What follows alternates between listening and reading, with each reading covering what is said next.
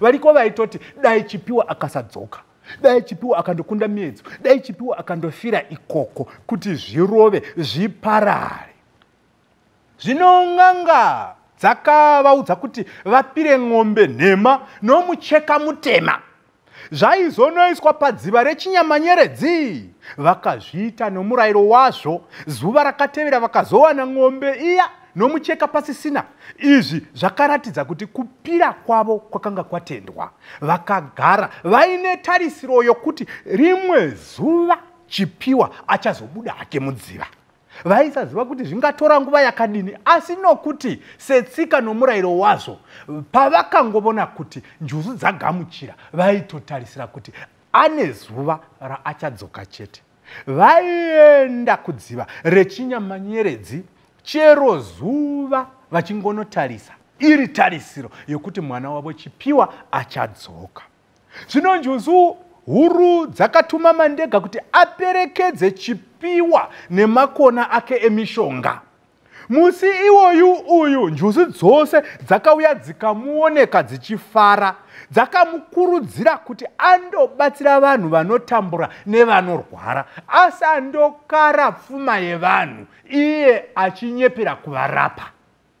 Ngano.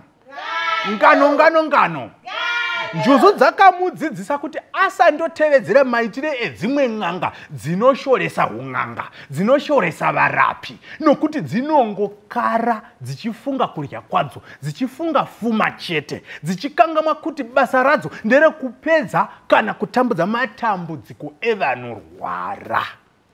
Kudzidziswa kurapa kwakanga kwaitwa Chipiwa kwakanzi ndiko kwairatidza rubatsiro rwenjuzu kuvanhu. Vakanga vatadza miedzo yemuninga vairatidza kuti havana kushinga kuita n'anga dzakakodzera. Nokudero achiri mambakwedza, mandega akabereka Chipiwa ndokumuperekedza.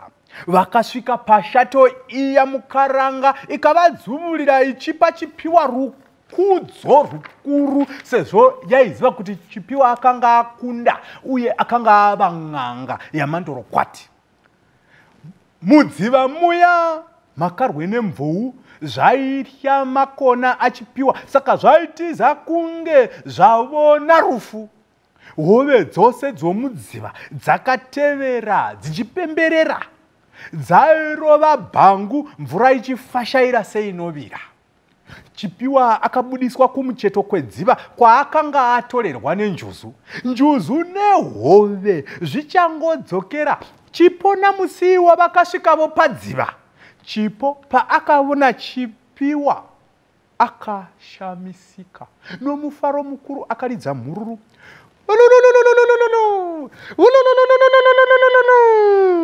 Okukuridza mupururu. Musii wavo ndokuti wa mavoko achivomberwa. Kwaiva kuri kufara kwevabereki vanga vagarisa vasati vavona mwana wavo vavanga vasitatoziva kuti zvino achadzoka here, kana achidzoka anodzoka ari mupenyu here. Ngano.